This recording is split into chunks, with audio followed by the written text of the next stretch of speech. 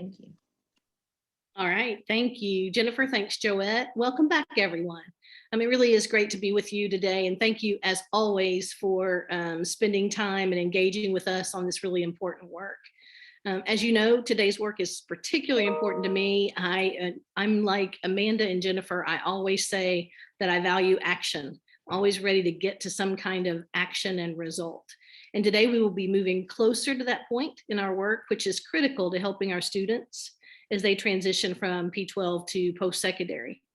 It seems like a long time ago that we met, but if you recall, during our June meeting, we spent some time reviewing the stakeholder feedback and working towards refining our set of emerging recommendations. And so that's what we're going to tackle today. Brianna is here, and she's going to help us set a really laser focus on further refining those emerging recommendations so that we have a set of recommendations that we can stand on as we move forward with the continuum at the September meeting, which just heard this morning will likely be rescheduled. Not a small task at hand, though, but I'm sure we're up for it. We've proven we can do it in the past. And so if we do get where we need to be today in terms of refinement of the recommendations, then we will be able to forego our meeting scheduled in September. And Jennifer and Amanda let me know that the Educator Workforce and Diversity and Early Post-Secondary Opportunities work groups both met the challenge and accomplished the task, and so they're not meeting again until October. So of course we cannot be outdone by those other two groups. So to get started, I'll turn it over to Brianna. It's my understanding that you met with our thought partner group, and we'll ask you to share an overview of their feedback with us and how it ties into our emerging recommendations and our work at hand.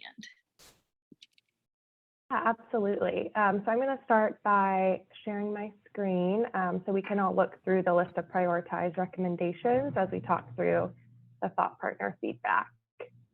So after our June work group meeting, we met with our thought partners to gather their feedback on the list of emerging recommendations from all three of the work groups. Our thought partners are individuals who express interest in the work of the continuum, but are not part of a work group. So it included some of your colleagues and was made up of higher education and K-12 administrators, advocacy organizations, nonprofits, individuals involved in workforce organizations. So they brought a really good, well-rounded perspective to the conversation. At the time, we shared with them 16 recommendations that this work group had narrowed down or even longer list from regarding the successful transition to post-secondary.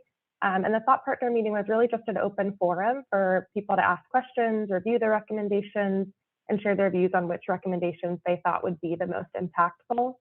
We also asked them to complete a survey afterwards, indicating which recommendations they thought were the most important. And we combined all of that feedback to help refine the language of these recommendations, combine suggestions, and prioritize the recommendations down to this list of 9 that we have here. So I want to talk through a couple of them and some of the changes that we made and how some of these made the list and how we tried to fold other ideas into some of the ones on this list. So I'm first going to talk about recommendation number 3, which is launching a collective communications campaign that will communicate the value of post-secondary education and training to students and families. Our thought partners agreed that this is important to communicate the value of post-secondary education early and often, which was also something that we heard in our stakeholder engagement echoed over and over again, and believe that the state can really help unify and promote this message. This was also based off of the survey, the recommendation that had the most strongly agree with it from the thought partners. We did originally have a recommendation around family engagement, which the thought partners did agree was important, but also noted that relationships with families really need to happen at the local level. So we're trying to think through what's the state's role in promoting family engagement. And it seemed that the state can be the most helpful by getting messages about post-secondary out to families and equipping educators across the state with a unified message about college and career preparation. So originally we didn't have any language in this about families. So you can see we added that this communications campaign needs to not only target students, but also needs to be targeted to families as well. I now want to look at number 1 about employing more post-secondary transition advisors. As we know, capacity was one of the main issues that came up in our stakeholder engagement session, and thought partners agreed with this recommendation as well. A few thought partners even brought up that the counselor ratios in many middle and high schools are way too high. Again, something we heard echoed in our thought partner feedback, or sorry, in our stakeholder engagement. So the main thing that we'll need to think about if we decide to move forward with this recommendation is how do we propose employing more advisors? We already have a few ideas here in the recommendation itself. A few thought partners just brought up the importance of using evidence-based advising practices. So if we do decide to move forward with this recommendation, we'll discuss some potential strategies for how we can go about that later in the meeting today. We also did have a recommendation originally around a high school advisory course, and a few concerns were brought up by the thought partners about whether this course would be required or optional, whether the students who participate would be those who were already on track for college anyways, and whether we could ensure consistent rigor across districts.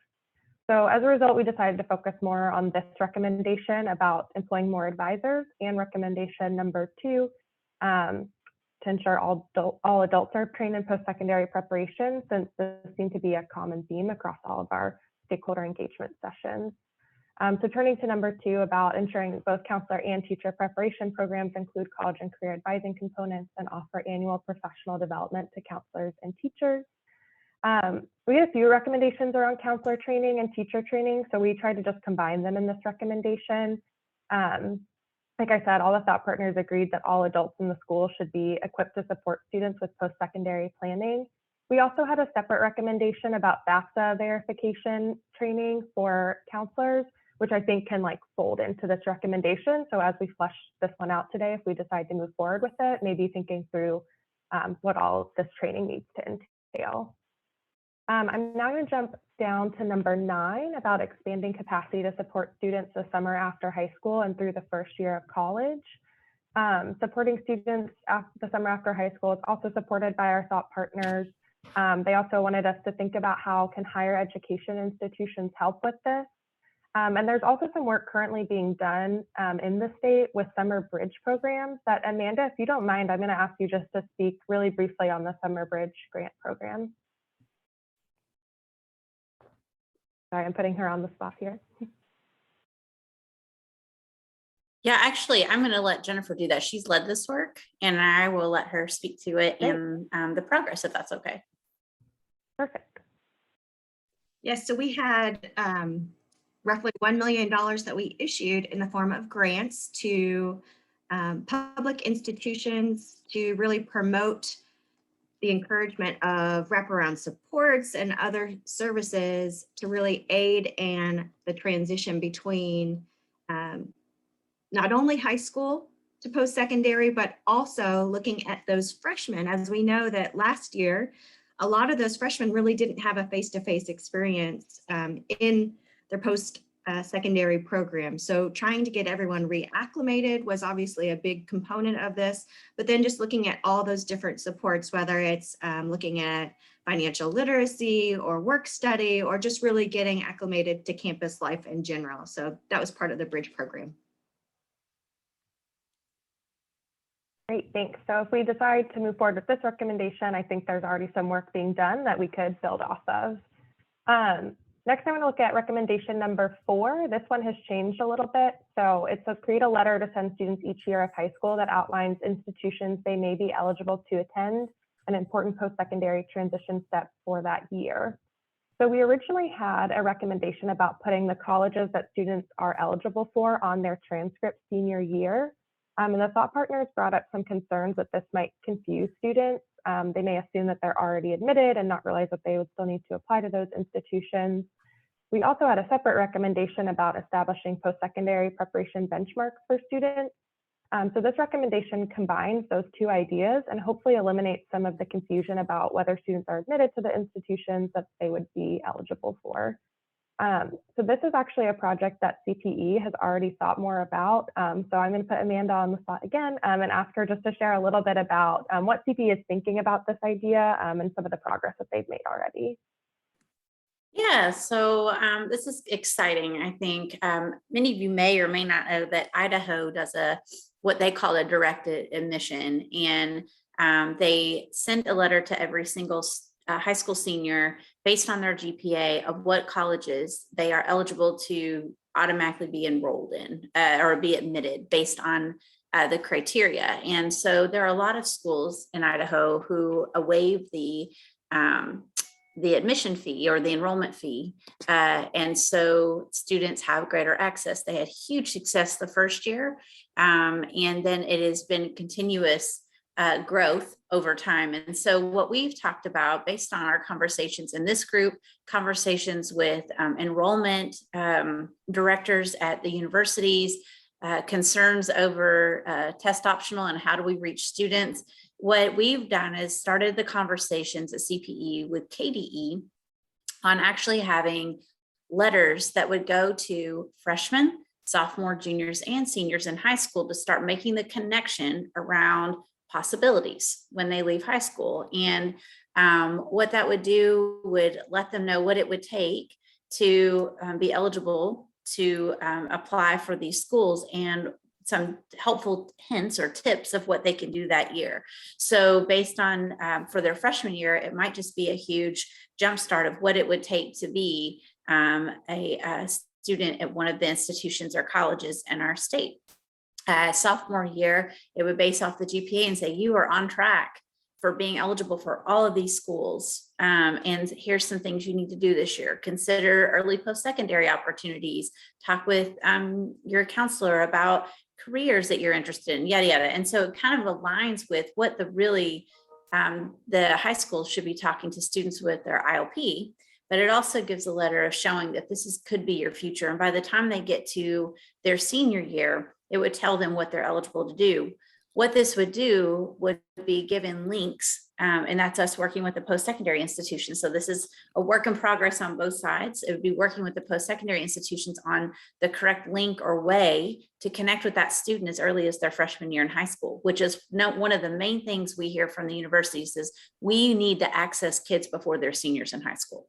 And we heard from ESG in their data, if you all remember, in the momentum metrics, is that 9th grade GPA is a predictor of post-secondary transition and sustainability. So we want to target that early. So on the post-secondary side is getting buy-in and ways that we really can find ways to connect students early on. On the K-12 side, for those of you who are in the K-12 world, this is very easily done through Infinite Campus. So KDE has been excellent at sitting down with us, talking through how they could push letters out to every single student and be able to do that through Infinite Campus. That would be a notification on Parent Portal. So it would be accessible to the parents. It would be accessible to the students. It would be secure. So it's not just a random copied letter, and it would be available for them to see.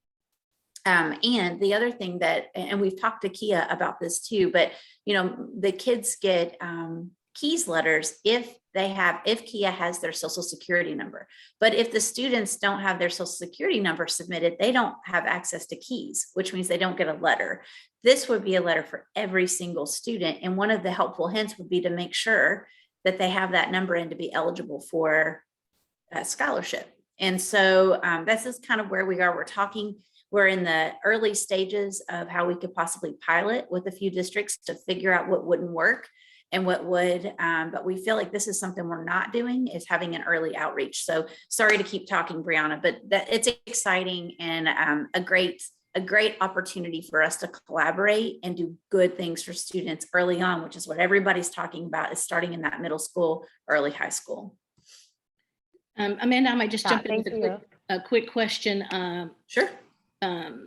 This one is one of mine that I feel like is just a real piece of low-hanging fruit that we would be, but when I say that, I'm not unaware of the fact that there are processes and protocols. So, even just a minor word change here that's not just create a letter, but it's about a system, a set of protocols, some intentionality around the fact that we're going to try something like what Idaho has done. And you can see on the Idaho infographic, they have a group of 6 and a group of 8. And yes. Know that's going to be lots of commitments on the part of our public post-secondary. So that's my one comment. And my question then is, when we say every single, do we mean public, private, homeschooled? I don't know that we have access to homeschool since it's private. That's the only thing. Okay. And with private schools, I would love to. I mean, those are our Kentuckians, I mean, it's, Right. and if we could find a way, or at least have access, because what we would do, Lou, first of all, I'll speak to the K-12 side and then the post-secondary side. So the easy part is public school, because we have one student data system, which is very rare. Very few states have that. So we're very blessed to have that. For the private schools, if there's a way to have the same, because we would set criteria on the GPAs of what would work, which is our work with post-secondary on who wants to be a player. Do they want to be involved in this? And everybody I've talked to, especially if we start early, is how we work with the diocese to figure out how to give access to do something very similar for access. And I have zero problem with that at all. I think we would be remiss if we didn't, quite honestly. So I think those are great points.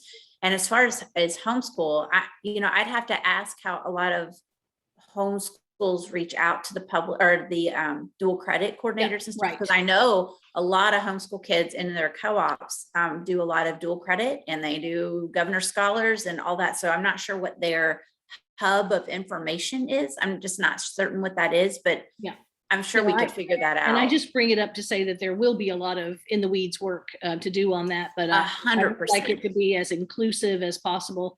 Also thinking about our kiddos with disabilities and opportunities that they might otherwise never even know were right at hand. So that's right. And that, I'll tell you, one of the quotes from our college students who identified as having disabilities, the quote that student shared was, because I had an IEP, they assumed that I just needed a career track and that I wasn't capable of college. And that has not left my mind. I'm a huge advocate for opportunity on that. And so, yes, on the K-12 side, one of the commitments, and that's why we want to kind of pilot to figure out what works and what doesn't, is if we don't help promote it in the K-12 side and really emphasize the importance of this for all students to see that, make it user-friendly and accessible, then it won't matter. It'll just be one more thing sitting in IC, and that's what we don't want. On the post-secondary side, you're 110% accurate on buy-in on that end too. And so we're going to start having the conversations in September with the provost, at least with the private. And then we're hoping to include OJ as well on ways to access, excuse me, the same kind of conversation with our private institutions, because it takes buy-in from them too. And some will say, I'm not competing with UK, but Lou, I say that because I know you work at UK, but it's a very honest comment. We can't compete with them, but really we can, because we only have half going to school, right? And less than 20% graduating. The field is ripe for opportunity. And a lot of students don't even try because they don't think they're worthy, or college material, whatever that means to them, is feeling unworthy. So we have a lot of legwork to do on buy-in and what it would take on both ends for this to work. So this isn't fast. And so you're right, it's a low-hanging fruit. Like, why wouldn't we do this? But in order for it to be successful and really have impact, I think we have to go slow a little bit to go fast to really get the buy-in and figure out the kinks. But yes, thank you. I agree. Yeah, thank you so much for sharing. I think it's a really exciting idea. And I think that this work group could potentially help to really move this work along. Absolutely. And put some weight behind it. So I'm gonna quickly just go over the last two recommendations that I want to talk about. So 5 through 8 all have to do with financial aid. And all of these had good support from our thought partners. For number 5, about launching a statewide campaign to increase FAFSA completion that addresses common misconceptions. In particular, the thought partners latched onto this idea of common misconceptions and thought that that was a great thing to include. So we made sure we kept that language. And for the others, it's around, making sure that schools understand which students have completed the FAFSA and equipping them with better data. And then 7 and 8 are really around helping students to understand the cost of college, which was something we heard a lot from our stakeholder engagement, that students are having a lot of confusion around what it's actually going to cost and how much aid they're actually receiving. So those would help to smooth that process a little bit. So keeping in mind that the goal for our meeting today is to refine this list, in a minute, Jennifer is going to walk us through an exercise to further refine this list. And then we're going to spend the rest of the time today fleshing out more of the specifics for our top recommendations. But before we do that, I just want to open the floor for any questions or comments about the 9 recommendations before you. So feel free to unmute if you have any questions and just hop in the conversation.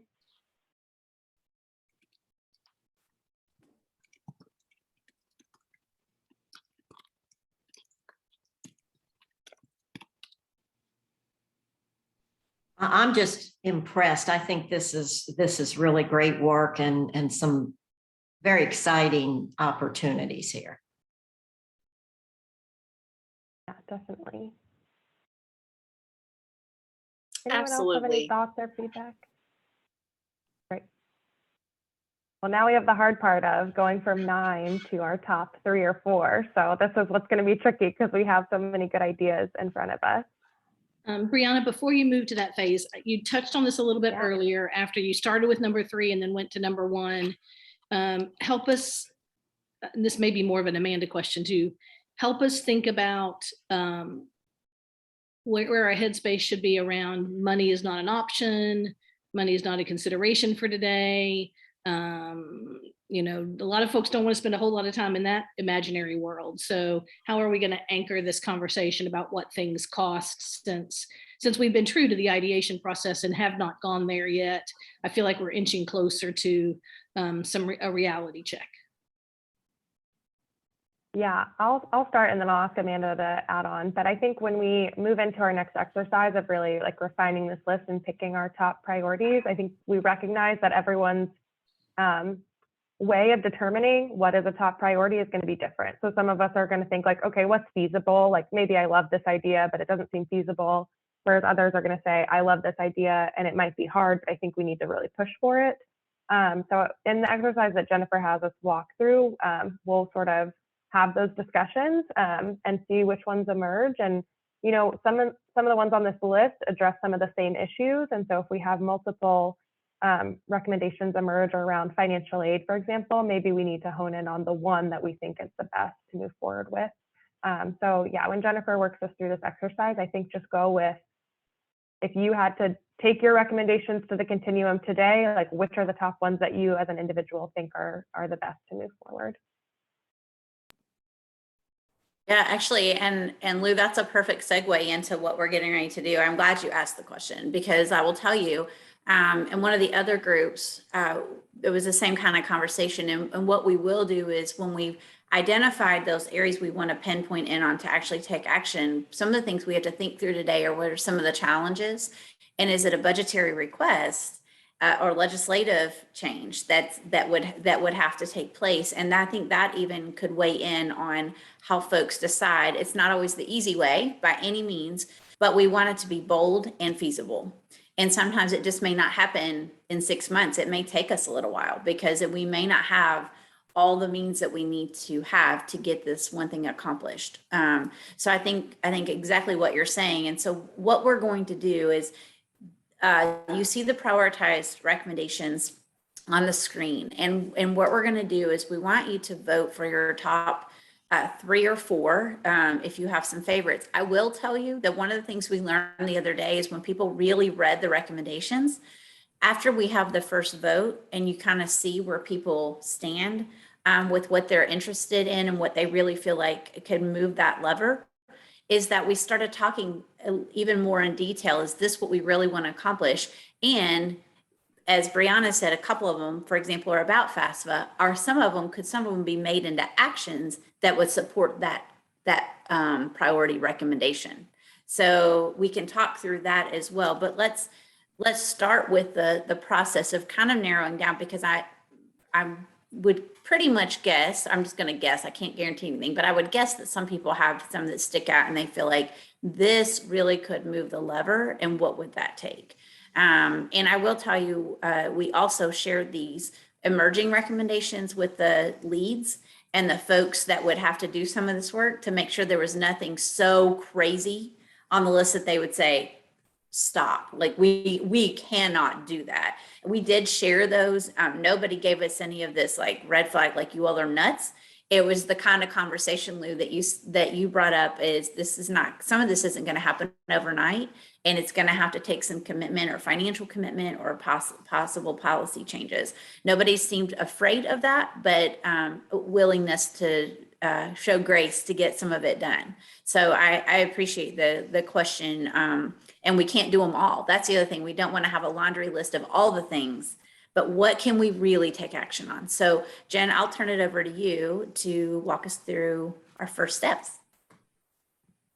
No, thanks, Amanda. So that makes my job really easy, as our next step really is to vote. So Joette, do you want to put in the Google survey, or would you like to try the Zoom poll? We'll try the poll first, see what happens. Okay. We had a little glitch the other day with the poll, so we will see. But we've got Plan B, always a backup. Okay, here we go. So at this point, as Amanda indicated, here's where you're voting for your top 3, or if you feel compelled that you need a 4th, 4.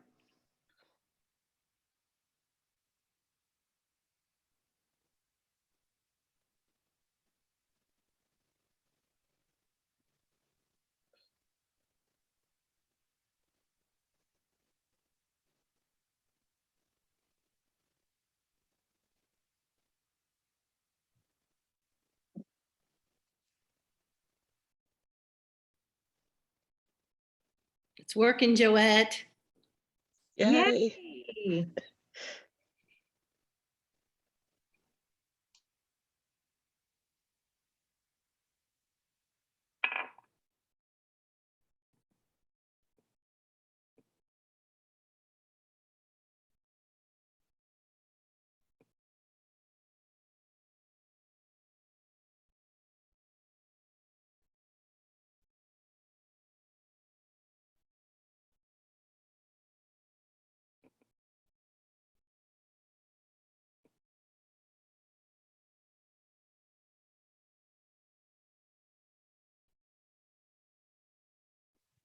Okay, and I think that's everybody has voted. So let's take a look here. So it looks like we've got a clear number 9. It's not on our screen, Jen. Oh, you can't see it? Nope, Joette, can you share that? Or maybe I can. Oh, there no, it is. see it? Okay. Can you all see the results? So number 9 came in at 80%. Let's see, that's number 4 that came in at 70%. And then we've got a tie for 3rd, which would be number 1 and number, is that 6? 2, 3, 4, 5, 6. Yeah. So 1 and 6. So let's start with those top 4 and just say, are there any of those top 4 results that you all could not support or be okay with? Hello, it's Mary. I'm going to say that the one that says create a letter to send to students each year after high school that outlines institutions that may be available to attend important post-secondary transition steps for that year. So I currently work with students and have been working with students for a long time. Students don't, a lot of times don't open up letters and read them. So if we were to do something like that, we would have to figure out some sort of creative way. I mean, we could send a letter hoping maybe their parents opened it, but we would have to dig deeper and even further to come up with some sort of creative way to get that information to the student. Agreed. I wonder if it's a letter that's going to go out through Infinite Campus, if it couldn't be that in order to view your transcript, you have to, that letter pops up first. And then you have to like click a box saying you've read it or something. I mean, there's no guarantee they won't just click the box, but at least it forces them to see it if it's tied to accessing something they're going to want to see, like a report card or transcript. Yeah, I think Mary's point is well taken, and Elizabeth's response in that we do have to be creative. I mentioned over in the chat, we want this to be a process that we put in place that is kid-centric. So we know what they will and won't do. And I think it means layers for me, Mary. So we send a letter, we send an email, we work with the school counselors, try to find that impactful adult in the child's life the youth's life who will help them find that information. So yeah, it's no longer we sent a letter, so we told you a kind of world. That would include social media, that, you know, announcing that the letter is arriving or whatever. So I think we have to really dig deep to reach kids today. And Mary, the notification would go through the parent portal as well. So parents would get a notification within Infinite Campus. And it is my understanding, Amanda, you correct me if I'm wrong, when we talked with KDE, another option is some of the school districts, and Lou, you might know this, even tie in Infinite Campus now to one call. So if you get a notification, it actually notifies you and gives you a call or a text to say, hey, such and such, going on, you've got a letter that you need to review or things like that. So that might be another layer as well. Yeah, it's the notification. Everybody has notification, and 44 districts pay for text service. So it even sends text to students and parents. But I think you're right. I mean, the thing is, Mary, is which is what I spoke to earlier. If people don't help promote it and explain the importance of it, it's just another document. It's just another thing. And Idaho just transitioned actually from an actual paper letter to electronic during COVID because of just not having staffing. And so they had to change their mode of delivery. And so we're anxious to hear how that goes as opposed to their letter. Because the first year they did it, they had a 10% increase in enrollment. And so we're actually going to, and then each year after that, they've had 1 to 3% of increase in college going rate with all institutions. And so we're anxious to talk to them after COVID, the change in method in which they deliver, but they make it a really big deal in their state. And they have a lot of buy-in, but that takes time, so it wasn't overnight, but I do appreciate your comment. And I think you're right. It's one more thing if we don't do a good job promoting it and marketing the importance of it. And that's a big deal for every student. It's a big deal. And I think earlier, Lou, you had said maybe even a language change to that to be, whether it was like create a systematic approach of communications or something, sending a letter. Right. Would you all feel more comfortable with that? Does that help? Mary, does that get at your concern? Oh, absolutely. Absolutely. Okay. And even parents, I mean, I'll admit I'm probably the worst parent. My children bring home letters and the teacher is emailing you, Miss Jackson, you didn't return the letter, or, and so I'm just like, oh, there's just piles and piles of stuff they sent home. So we would definitely need to, just have some sort of systematic, creative approach to disseminating this type of information. Absolutely. So would you pull up those results again? I'm wondering about number 5 and just if we can look at what our number 5 was in TikTok. Absolutely. Yep. It looks like there's a couple of 30s. There we go. So we don't have a clear, so we've got a couple 30s. Launch a collective communications campaign that will communicate the value of post-secondary education and training to students and families. Does anyone want to talk to us just briefly that voted for that might want to share kind of the rationale on that one? And then we'll briefly go to the other 30, which was the statewide cost of attendance calculator. I might speak to that one for just a second. There's a feasibility question for me that feels like something that we could do across agencies if we locked arms and wanted to put some collective resources around this notion. And the other thing that kind of appeals to me about that one, I wouldn't do any hard press to choose it, but the notion of this kind of broad, agreed upon, consensus driven campaign feels like an umbrella opportunity for us. I mentioned in the chat that I love that Idaho called it hacking the admissions system.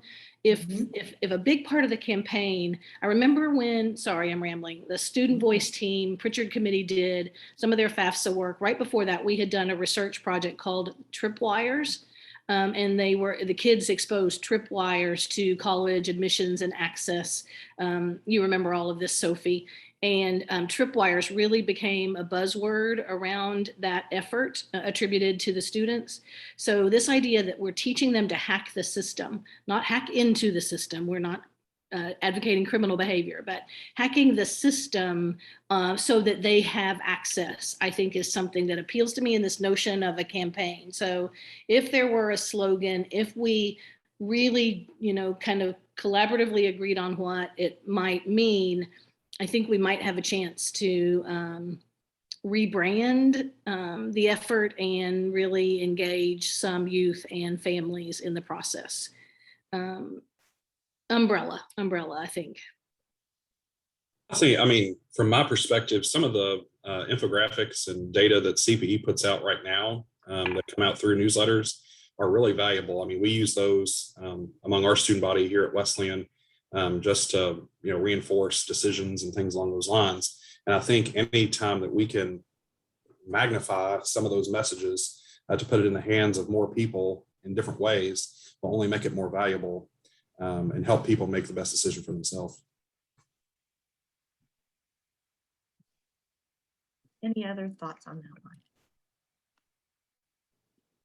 I like this idea, but I have a feeling it's going to be one that we need a lot of care with how we create it and disseminate it, because it could very quickly turn into reaching the people that don't need to see it. They're already going to go to college. Yeah.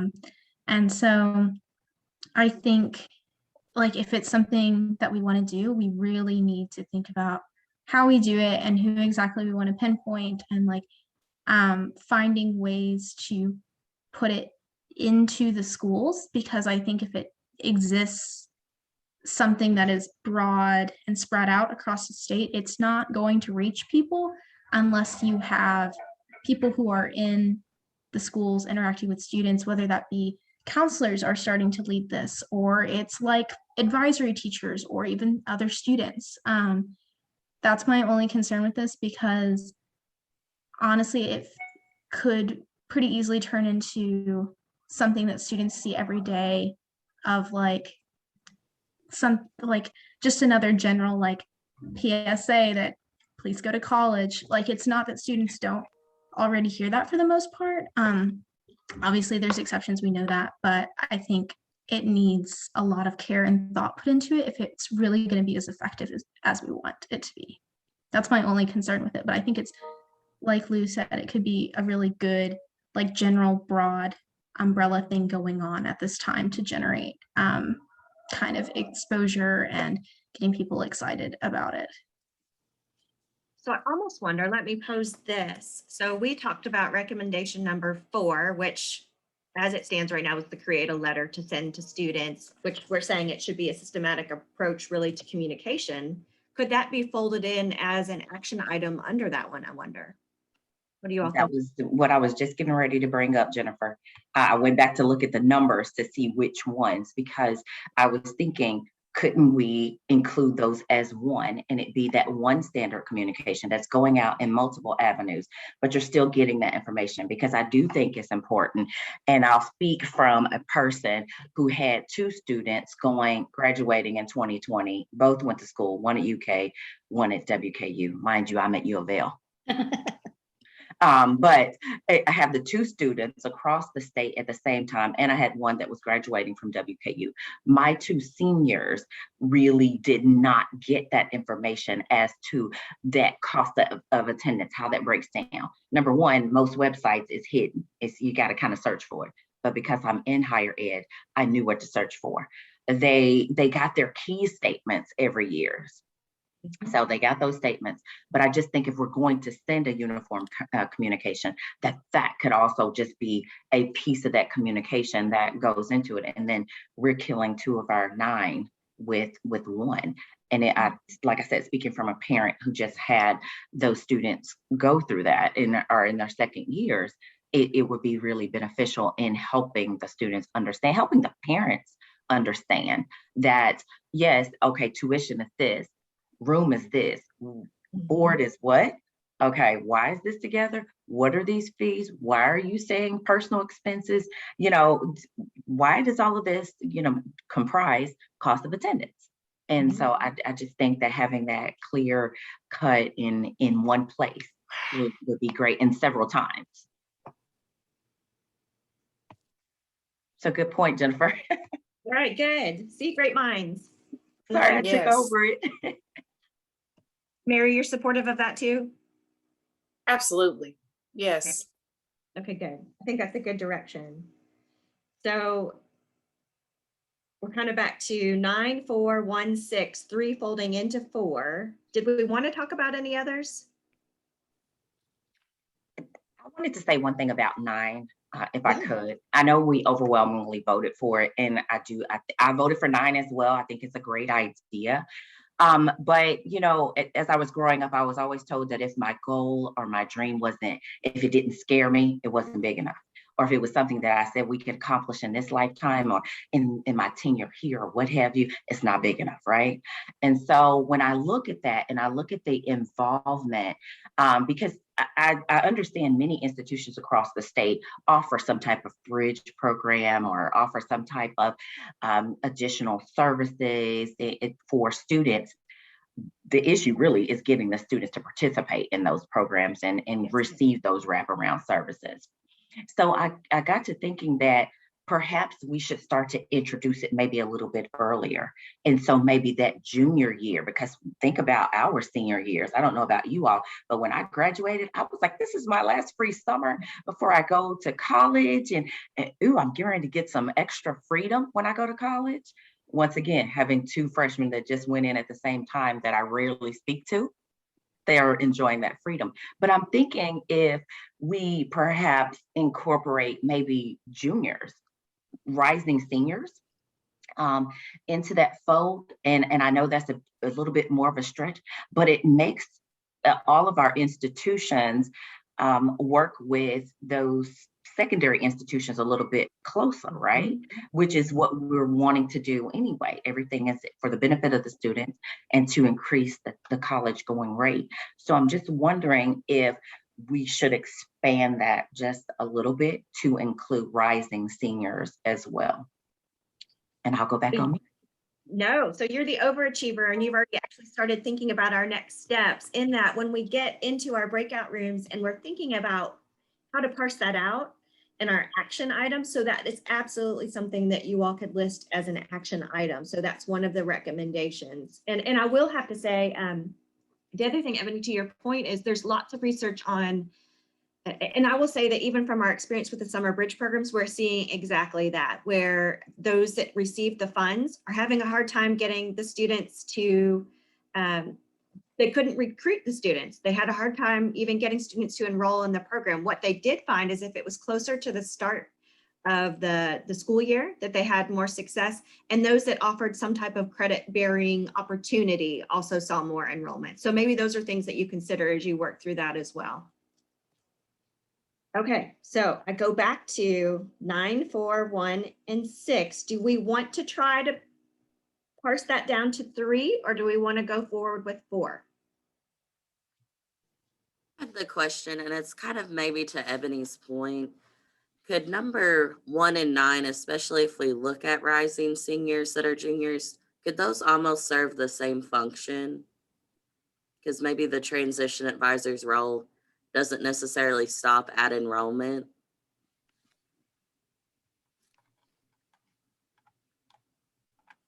Which that was just the thought that I had. I didn't know if anyone else. No, it actually doesn't. That's actually what I do right now. There's a group of students that received Gear Up Kentucky services throughout their senior year and over the summer, and now they're receiving services during their freshman year from me and others. So let me share what the stakeholder feedback said about both 1 and 9 and see if that sways your opinion on anything. So on 1, the feedback was that counselors do not have enough capacity. Counselors, really signaling high school counselors, do not have enough capacity to support students with post-secondary planning because they often have to prioritize students' other needs or are tasked with other responsibilities. So that's what we overwhelmingly heard about the first recommendation. So let me conversely share what 9 kind of what the stakeholder feedback was on it. It was that students struggled to complete verification and all the other necessary steps to successfully enroll in college and can be deterred over the summer by unexpected costs. So what do you all think?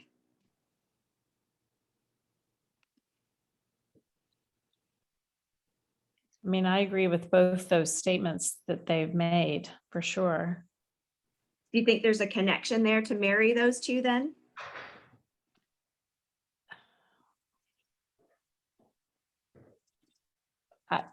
I mean, I think outside advisors are going to have better success in some ways if there's buy-in at the school level to allow them to work with the kids. It's a tricky balance. And 9 also gets at the notion of a summer bridge program as well. Yes, 9.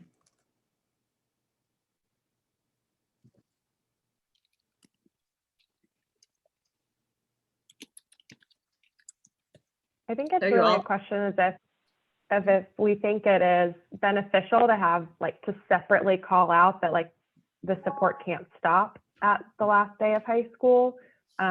I think if we combine them, just being really explicit in the action steps that we envision that this support is continuing beyond the last day of high school. So. And I think that makes me think too about kind of what this will look like as we move forward to the full continuum. I feel like this will be fleshed out a little bit more than just a bullet point that we vote on. So I think there's a lot of description that will happen that will help us capture a lot of the nuances that we've talked about. Not necessarily nuances, really about a lot of the details about the work. Absolutely. That's next step.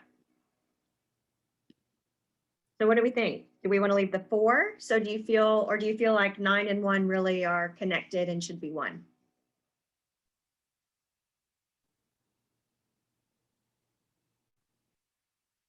How about this? So in the chat, if you want them connected, put a Y. If you want them separate and you want to go forward with all 4, put an N. So Y or N. I'm going to put you guys on the spot.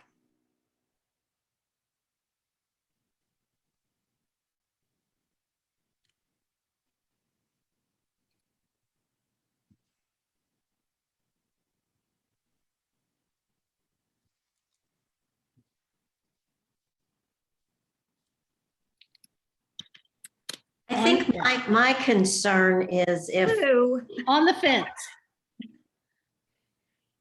I think my concern is if we connect them that it will become all virtual basically, or that there won't be any high touch opportunities. And I think those are important for a lot of students. I agree.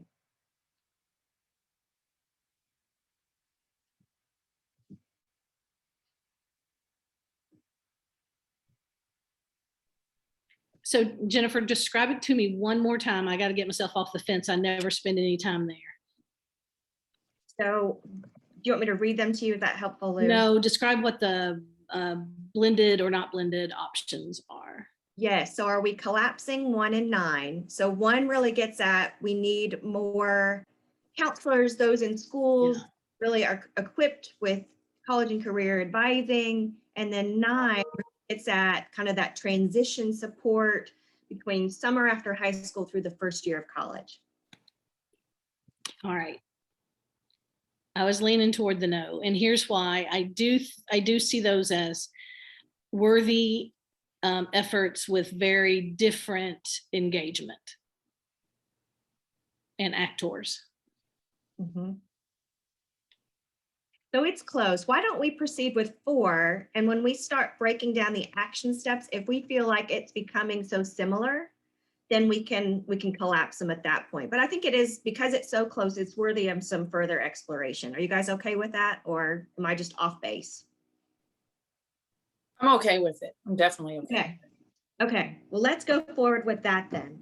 So at this point, we are going to break out into 4 breakout rooms. And Lou, you go wherever you're not stuck with me, I promise. But anywhere you feel like you'd like to go. But so our breakout rooms then will be hinged around these 4 recommendations. And what we're going to do in the breakout room is actually build out those action steps. Brianna, if you wouldn't mind, because you know I'm horrible at pulling up my screen. If you'll pull up your screen and show us what that template is, we'll talk about it super briefly. And then Jen, I think it will be helpful to read those 4 again, because we have mixed, Absolutely. matched and all that. Yep, absolutely.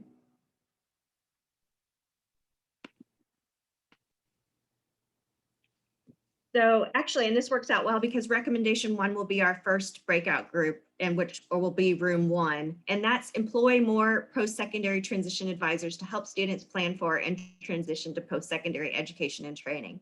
So within your breakout room, you're going to talk about the relevant data. So for each of these recommendations, we have just kind of a brief information on the data. We have what the stakeholder feedback said, which we'll share, whoever is your facilitator. And then we have a few just brief minor examples. It's not inclusive of everything by any means, but just examples of things that are going on already within the state or nation, just to get kind of spark your thinking. So really where the magic's going to happen and when you're going to spend most of your time is around the action, the proposed owner, and timeline. So the action being, what is it that we suggest happens, right? Whether it's, if we're talking about, well, we know that in 2019, Senate Bill 1 said we should have a ratio of 250 to 1. We propose that that should happen, right?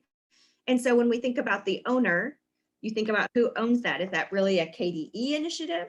You know, is it a school district initiative? Is it partnered with KDE and schools? And then you think about the timeline. And one caveat that I'll give you that we found, especially, and this would be a good example if that was to be our action item, is the timeline may be kind of predicated on that next, if you'll scroll down just a little bit, Brianna, when we think about the legislative and budgetary implications, obviously there's a huge budget implication because where are school districts going to get the money to hire these additional staff, right? So KDE is going to have to make a budget request to the legislators to say, hey, you're going to have to fund this, right? And obviously with continuum backing, don't get me wrong, it's not like we're setting agencies out there all to themselves to do these things. But there's a funding request. So if we say, yep, that needs to happen by January of 2023, we know that's not likely going to happen because the legislative session doesn't start until January of 2023. So just keep those kinds of things in mind when you walk through these things. And then finally, think about the potential challenges. Often, as we even started talking when Amanda and Lou really kind of introduced what we're going to do today, this came up, right? What are our challenges that we can expect to face? And we need to make sure that we document those so that when we're building out, ultimately what's going to happen with this template is we're going to build out a narrative to present to the continuum so that they get an idea of these considerations of what that recommendation could be in terms of operationalizing it. Does that make sense? So we're really kind of putting the action, saying who might own this, the timeline. Are we asking for a statutory change or is it a policy change? Is it a budget change? And then looking at the challenges so we can build out that narrative. So I'll just pause there for a minute and see if you all have questions, and then I'll go over what the breakout rooms, which recommendations will be tied to the breakout rooms, and what those recommendations that we landed on are.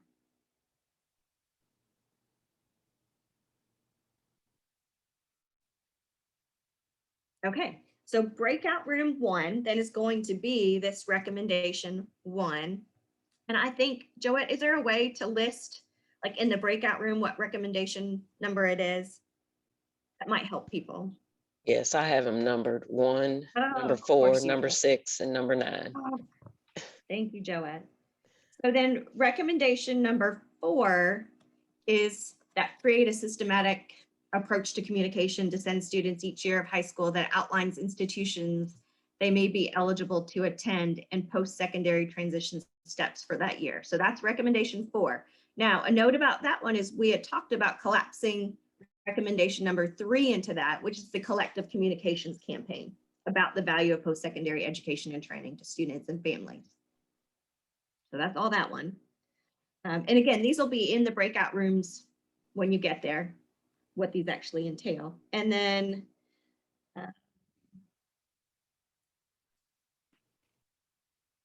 let's see, six was the next one, which is improve access to student level data on FAFSA completion for schools and districts, and provide training and resources on leveraging data to support students and families. Okay, and then lastly, 9, as a reminder, was expand capacity to support students the summer after high school and through the first year of college. Okay, so you are self-selecting which one you would like to go to based on what topic you really want to explore, and think about what the action items are associated with that. Perfect, thank you, Brianna. So she's got that with the breakout room next to the recommendation. Okay, with that, I'll pause one more time for any questions, and if not, then Joette's going to prompt us to go into a breakout room. Just for facilitators, I'll be in breakout room 1. Amanda, if you could go in breakout room 2. Jennifer, if you want to take breakout room 3, and then Lauren will take 4. Okay, great. Sounds great. And what if we don't have enough participation in one room? Or is Joanne putting us there? I mean, Joette. If we don't have enough, then I think we can hop to it. You can hop to another room, and Yep. We can talk through it later. Absolutely. All right, so Joette has now prompted breakout rooms, so you might have a button that says breakout rooms, and you will select the room you'd like to join.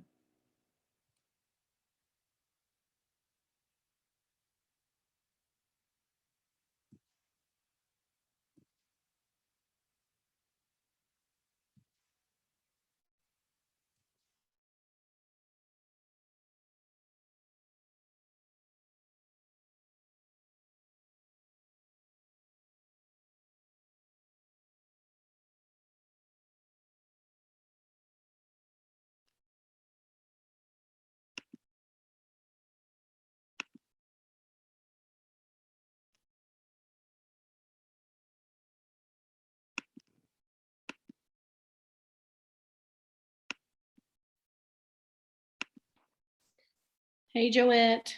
Yes, ma'am. I was gonna I ask see- what.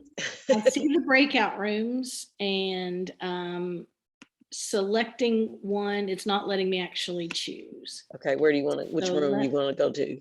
Let me go with, it looks like Ben and Jennifer need somebody. So that's number 4. Okay. Oh, it's number 6 rather. There you go. Thank you, ma'am. Mhm.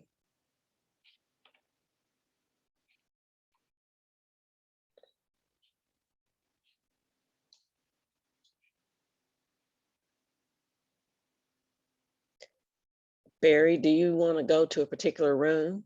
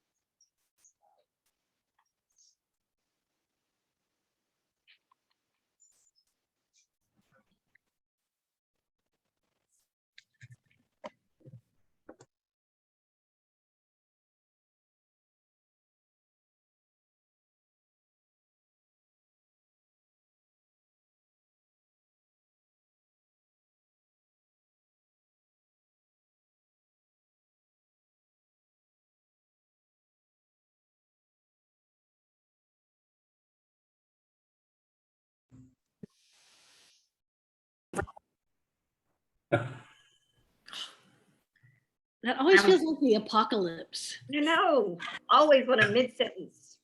I know, Matthew was making a great point, and then it cut him off. It sent him to the main room. We were in Felt there like it was a too. little bit like Avengers Infinity War, the snap, the blip, we're all gone. All right. So we had really good conversation. I hope you all did as well. I feel so good about the overlap of some of this work and the ideas that are just encouraging to me. To me, they really expand beyond our recommendations. I think they're much more robust. So Jen, I don't remember who had recommendation number 1. Would you all just want to share out just briefly about what you talked about and some possible actions? Yeah, definitely. We had the first recommendation. I was in a room with Samantha, Krista, and Elizabeth, and we have the one about employing more post-secondary transition advisors. So before diving into this template, we first had a discussion of, okay, how are we going to do that? Because we've had a lot of different ideas in this group of how that potentially could be done.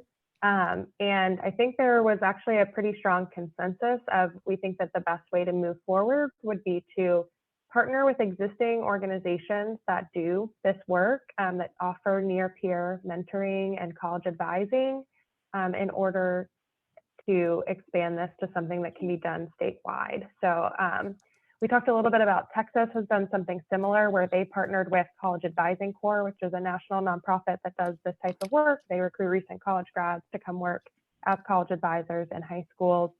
And we like the idea that it puts less on the state to have to like recruit and train and develop a curriculum and place all of these advisors. Instead, they can partner with organizations that already have a lot of the know-how of how to do that. So with that being said, some of the first action steps are determining, okay, who's that organization going to be? So conducting some research and a landscape analysis of existing programs in the state to develop or to determine who would be best to potentially partner with in order to do this. And we talked about, there might be some local organizations that we could scale up regionally to do this work and then plug in a national organization to fill in gaps where there aren't existing local organizations. So that first step of really determining who will be our partner organizations will be key.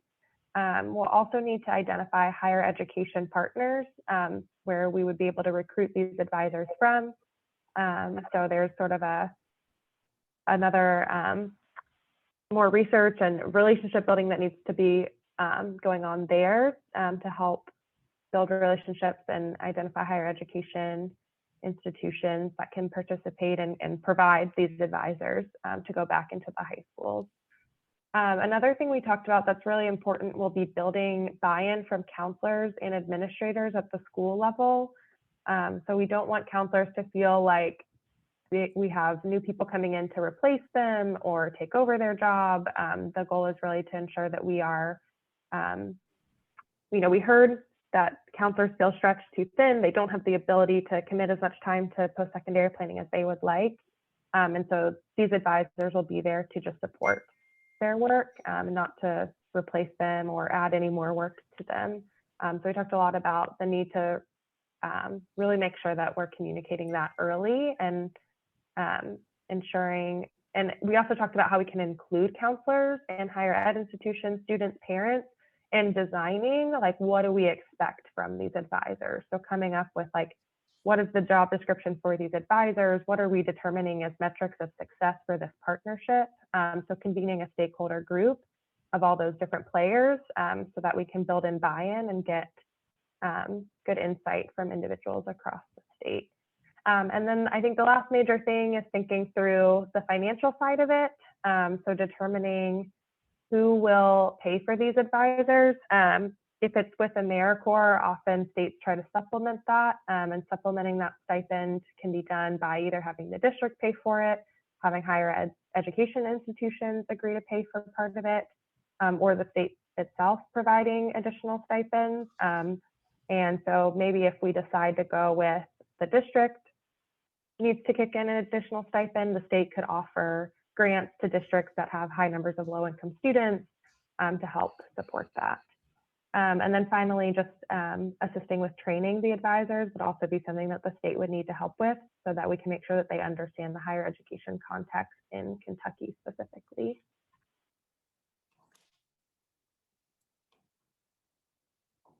That was it. Anything else from my group that I missed that we want to add? You nailed it. Good job. Thank you, Brianna. So I'm really glad our group is next. It's recommendation number 4. So I'll give it a whirl, and then I'm sure my team will correct me or add to whatever we left out or I left out, excuse me. So the recommendation was around a lot what we talked about with the communication of the original recommendation, of course, the creating the letter to send students. And we talked before in large group about making it much more systematic. So what was really interesting, what came of our group on the actions, which kind of aligned, Brianna, to what you all talked about. And this is what we are hopeful for, is that it's really not just about the letter, but what we do with it to support students on coaching students, asking, inspiring, and guiding. So we started talking about the uses of that letter. And then we talked about the importance of, or how could we personalize it? So instead of just saying you're eligible here, how do we work into the information, the communication that we share, of really helping to personalize it for that student, so it's not just a piece of paper or a notification, but we use it as an advising tool. And so then what our group started talking about is really this communication system should complement the advising and give tools to the person who's working, or people who are working with students, as kind of a lever for talking about what it is they're interested in, and kind of talking through each year that they get those notifications and whatever other system of communication it is, talking through narrowing those opportunities that, okay, well, if you're really interested in, one of the examples I used was agricultural sales. You know, there are lots of ways you could go, but, you know, Murray has a really good program, or there's a KCTCS program that's a 2+2. And so really kind of getting narrowed depending on what the interests are. And so really using these as tools to advise students with meaningful conversations, which then took us into the importance of using the data we do have available in our state, and how do we incorporate those into the communications, not in these big, heavy, dense, one-stop drop trainings, but bites of information to help build the capacities and equip the folks who work with students. And then the last thing we talked about was having a statewide web-based resource or a hub to keep these resources so everybody could access those. It wouldn't just be a CPE thing, but a collective statewide piece for folks to be able to access these resources. We could add to them, obviously, and it's a go-to place for when we talk to students about this, which made my heart really happy, because this is what we were really wanting to do. But our goal as we talk through this is, and I think Ebony said it, is this really should be complementary to recommendation 1. And that really hit home with me, because we don't want these to be siloed things, but to complement what we're trying to accomplish. I will bring up some of the things we talked about legislatively and budgetary implications, is that I think Mary said, is the more creative we get, the more expensive it could be. So we have to think about who pays for these, who maintains and sustains, because we don't want it to be a shot of great and then it's over. We have to think sustainability and build out of this. And I think that's a great piece. And the other thing to talk that Matthew brought up too, and I think maybe Shauna is really about Ferpa concerns. We just have to be careful about the things that we do promote and how we do it, that we're sensitive to students. They are minors.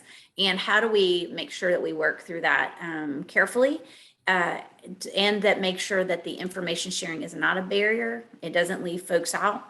And the other thing that we talked through is how higher ed can access students as students opt in. We talked about the extreme expense from College Board and ACT, how they sell student information, and we have to think beyond that. How are other ways can students be accessed appropriately or opt in to learn more about programs early on in their high school career, instead of that senior year when there's just so much information coming at them. So I will stop and see if there's anything that my team would like to add that I have left out. That was a great summary. Oh, thank you. It was a great conversation. I'm so inspired. All right, well, we'll keep it moving. So recommendation number 6. All right, thanks, guys.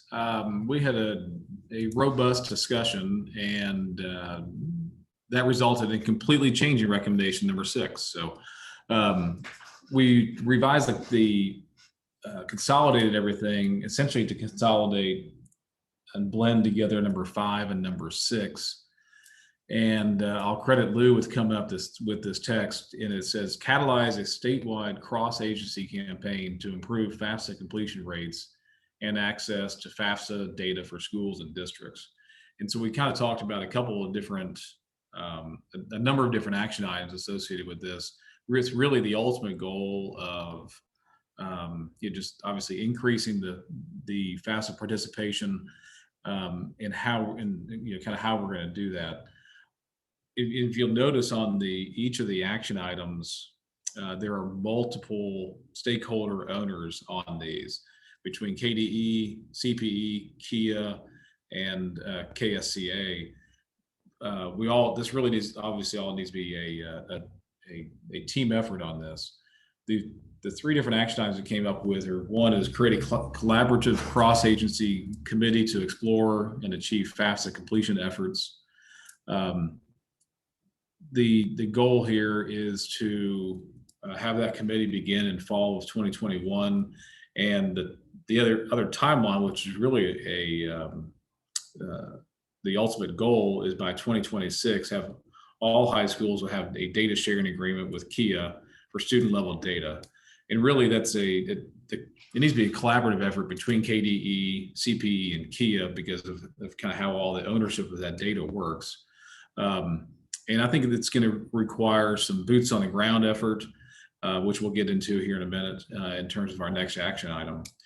So, and that boots on the ground is really develop and provide training and resources to school counselors, post-secondary advising teams, and other partners. And Lou really provided some insight into those stakeholders between the school counselors, post-secondary advising teams, and those other partners. We want to make sure we capture all of those together. And that's why the Kentucky School Counselors Association is included as a proposed owner in this. And we really want to launch that in fall of 2022. That seems kind of a long way out, but the logistics associated with putting together that training in order to have it kind of go live in fall of 22 is obviously going to require some timelines here, and also some potential budgetary implications that we'll get to here in a minute. And then the last action item is explore the possibility of including FAFSA completion data on the KDE school report card and dashboard and the CPE dashboard. And Lou and I were talking about kind of how CPE operates and how KDE operates.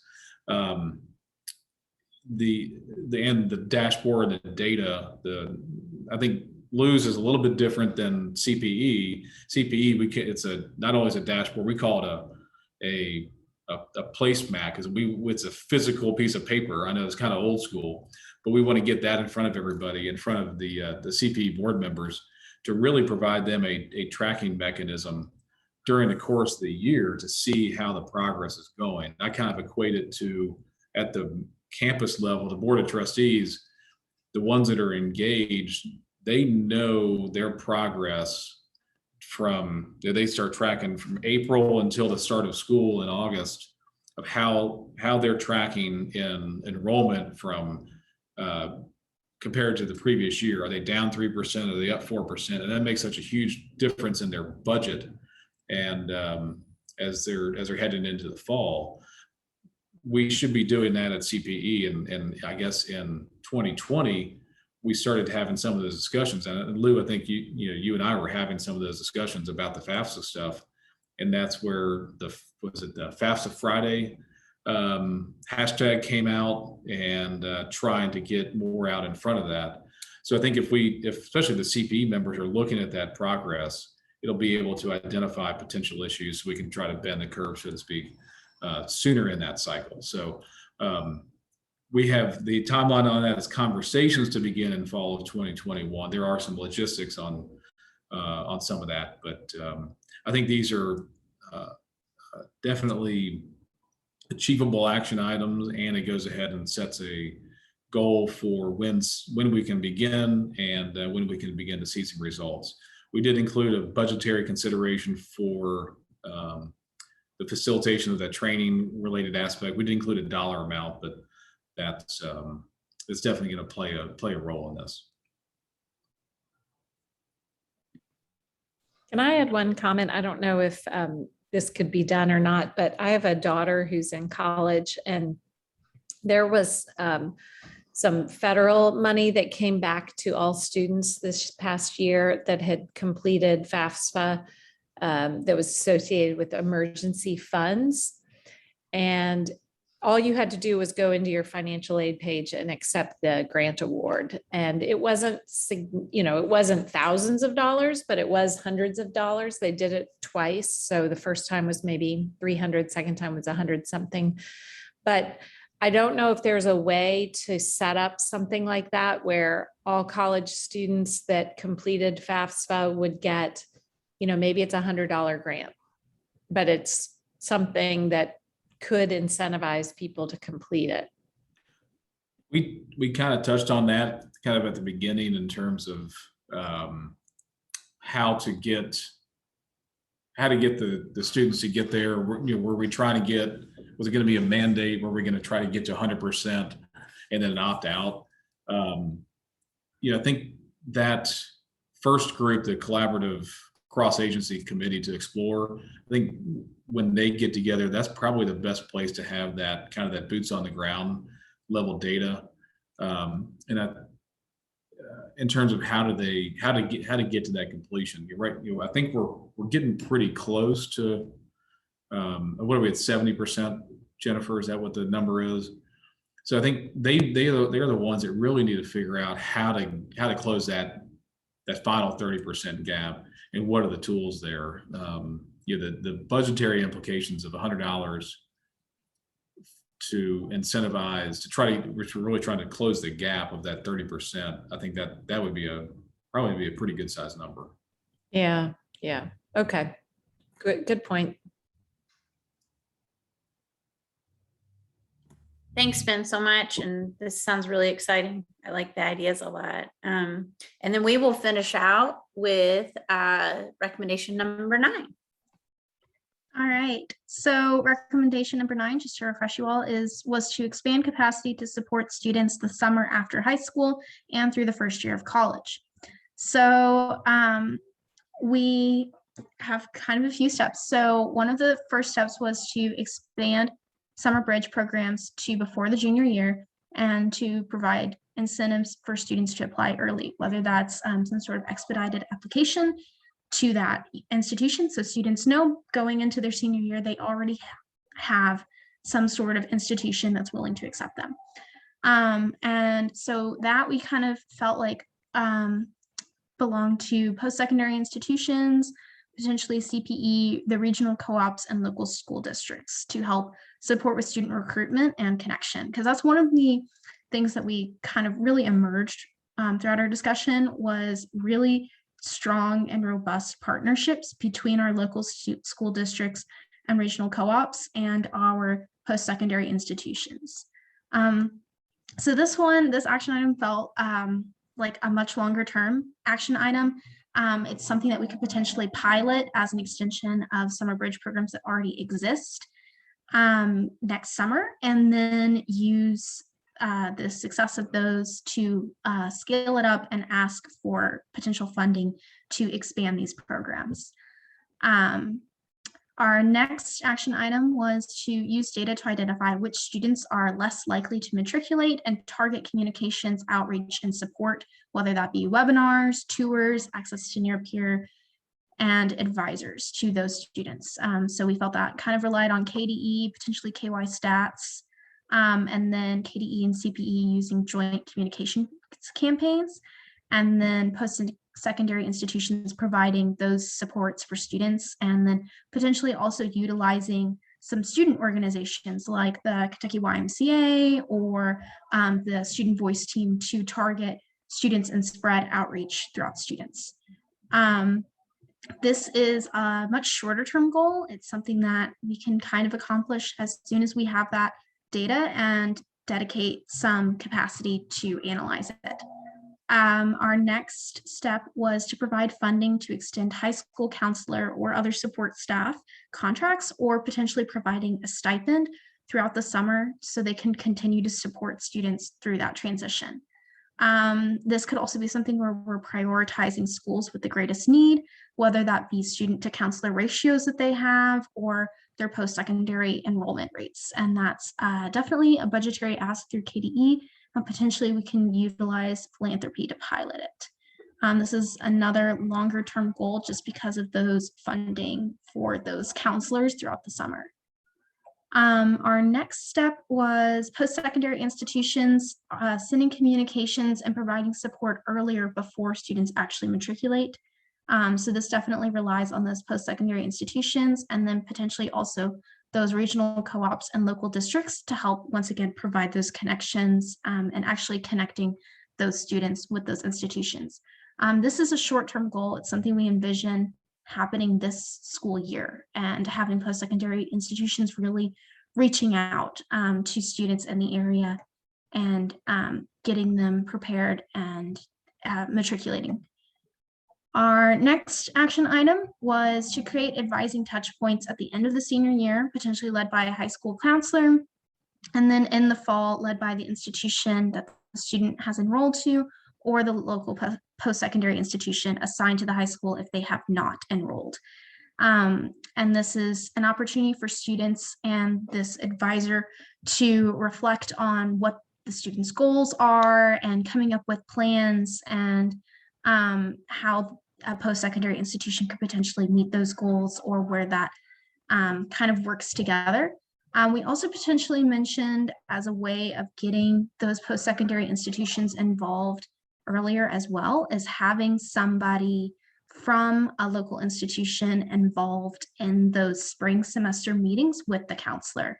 And they can serve as some kind of point person and be like, I'm happy to talk to you and answer questions you may have. You can reach out to me this summer. I am your connection to this new step. This definitely relies a lot on our local school districts and post-secondary institutions as well, but with some potential guidance from KDE, whether that be trainings or templates for how those meetings should run, because it's really easy to say hold these meetings and a lot harder to make sure that those meetings are actually effective and serving our students. This is something that we think we could potentially pilot with a few prepared school districts that already have a really strong connection with post-secondary institutions in their area and have that capacity for those extra meetings in that spring year. It's likely going to be a focus though of the next 2022 to 2023 school year though, when KDE may have that capacity to provide additional supports.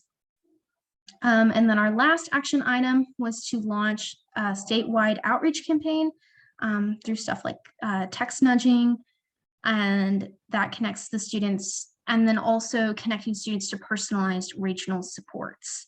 So that's going to rely a lot on CPE and KDE to help also provide student contact information, and then those regional co-ops and KHEA for regional connection and providing more regionalized supports, because we know that students don't matriculate from different regions for different reasons. And so being able to use our regions to capitalize on those students and really make sure that they're getting the support that they need. This is something we think the statewide one could be accomplished this year since it's not as involved. But the regional one might potentially be able to be started this year with those regional co-ops that have really strong relationships with their districts and areas, and then potentially expanded the next year as co-ops see how it works and maybe potentially have some capacity or more desire to take it on. So we do have some funding asks, especially with our counselors having a stipend and those summer bridge programs and those personalized regional supports that would require some funding to help get them off the ground. Some potential challenges are counselor capacity. And this is where we see that recommendation number 1 falling in, is making sure that we actually have counselors that are available to help lead these meetings, to help create those connections with those post-secondary institutions. So potentially using recommendation 1 as a way to help really support this. And then another one was just those relationships between those post-secondary institutions and those local school districts, and problems with maybe not having an institution in the area that they can really reach out to, and having some schools kind of left behind. So yeah, I think if anybody else wants to jump in with anything I missed. Sophie, thank you so much. I know it's at 11 o'clock, and actually, Lou, I'm going to turn it to you to say your final words, because I know you have a professional learning, and then I'll do a very brief next steps.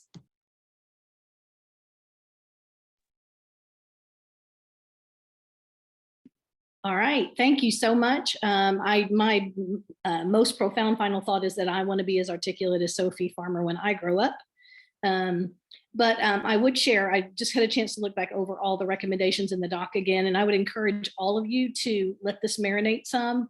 Think about what we've talked about today, maybe tickle something in on your calendar next week to go back, and there's a suggesting feature on Google. So if there's anything else, wait, we didn't talk about this, or what about this, especially when we think about maybe there are partners in your sector that we haven't captured today. More hands on deck is more helpful in this work. So I would encourage everybody to go back and take a second bite at the document and add anything else that you might want to include there. Also, just profoundly thankful that you are willing to engage in this work. I'm seeing the potential. I'm seeing that it could have a huge impact on post-secondary transitions in Kentucky. And I know that's why we all came to the table. So I sincerely appreciate that. And I want to ask the team, did we do enough work that we get to ditch a meeting? Excellent. So I'll turn it over to Amanda. Absolutely. So Lou, thank you. I know you have to go.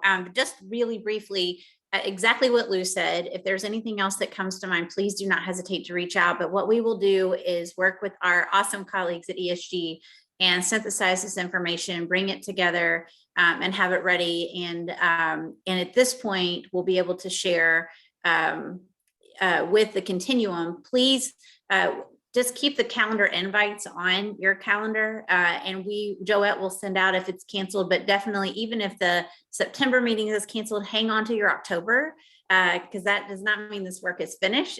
It's just beginning. And so we don't want to lose our great partners and help. So many, many thanks. This has been an outstanding day. We will be in touch. And if, like Lou said, if anything else comes to mind, please send it to us. This is ongoing and working, and we want to capture your voice and really appreciate your time. So I hope you all have a fantastic weekend. Thank you, guys. Thank you.